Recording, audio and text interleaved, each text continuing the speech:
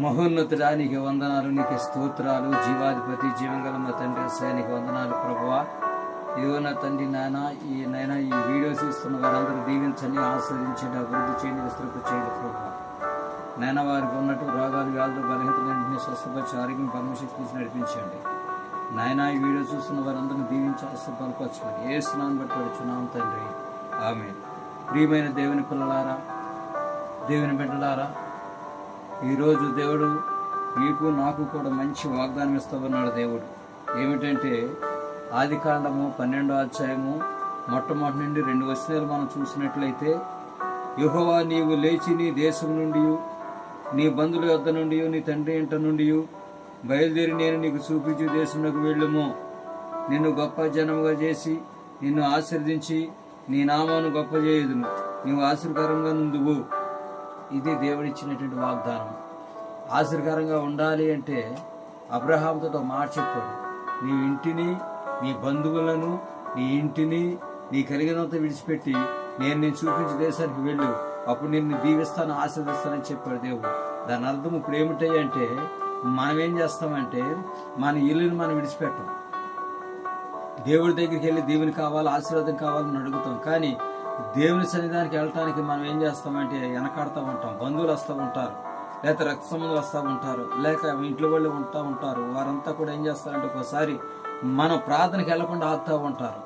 అయితే ప్రభు అంటున్నాడు, నీ ఇంటిని విడిచిపెట్టు, మొదట నీ బంధువుని విడిచిపెట్టు, అప్పుడు నేను దీవిస్తాను, ఆశీర్వదిస్తాను అంటున్నాడు.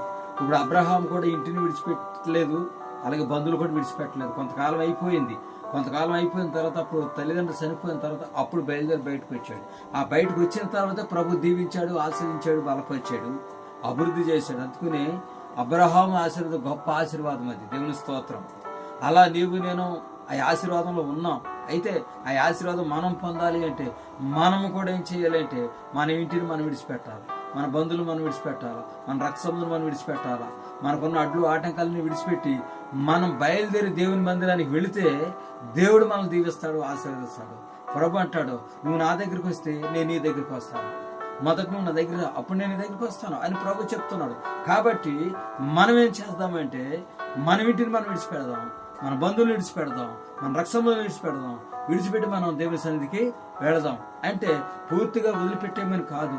నీకు దేవుని సన్నిధి ఉన్నప్పుడు, ప్రార్థన ఉన్నప్పుడు, నీకు కూడుకులు ఉన్నప్పుడు, నీకు దైవజన్ నీతో మాట్లాడినప్పుడు, పలానా రోజు ప్రార్థన ఉందని నీతో చెప్పినప్పుడు ఖచ్చితంగా ప్రార్థనకి అటెండ్ అవ్వాలి నువ్వు. దేవుని స్తోత్రం.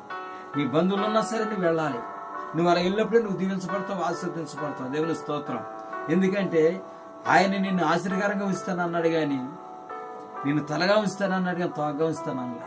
నిన్ను పైవాడిగా ఉంచుతాను కానీ కిందవాడిగా ఉంచుతానని చెప్పలేదు ఆయన. దేవుని స్తోత్రం. కాబట్టి ఆయన ద్వారాగా నీకు దీవెన కలగాలి, నాకు దీవెన కలగాలి, ఆశీర్వాదం కలగాలి అంటే మనం ఖచ్చితంగా ఆయన చెప్పిన మాట వినాలి. ఎలా చెప్తాడంటే దైవ సేవకుల్లో ఉండి చెప్తాడు. కాబట్టి ఆ మాటను పట్టుకుని నువ్వు దేవుని సన్నిధానికి వెళ్తా ఉండాలి. అందరిని విడిచిపెట్టాలి, ఆ ప్రార్థన విడిచిపెట్టి రావాలి, తప్పదు. అలా వచ్చినప్పుడే దీవించబడతావు, ఆశీర్వదించబడతావు. అబ్రహాం అలా వెళ్ళిన తర్వాత దీవించబడ్డాడు, ఆశీర్వదించబడ్డాడు. దేవుని స్తోత్రం, హల్లెలూయా.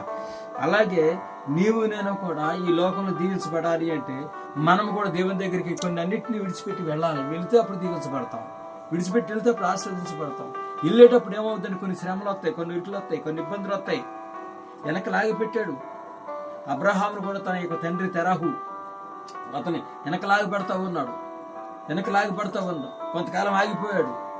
అలాగే మనల్ని ఆశీర్వాదం కూడా ఆగిపోతే కారణం ఏంటంటే మనల్ని వెనక లాగి పెట్టే వాళ్ళు ఉంటారు, ముందుకు వెళ్ళకుండా వెనక లాగే వాళ్ళు ఉంటారు, బంధువులు ఉంటారు, రక్తసంబంధులు ఉంటారు, అన్నదమ్ములు ఉంటారు, అక్కచెల్లెళ్ళు ఉంటారు. ఇటువంటి వాళ్ళందరినీ కూడా నువ్వు బయటికి రావాలి. వస్తే దేవుడు అద్భుతం చేస్తాడు. దేవుడి మాటలు దీవించి ఆస్వాదించిన గాక. ఆమేన్.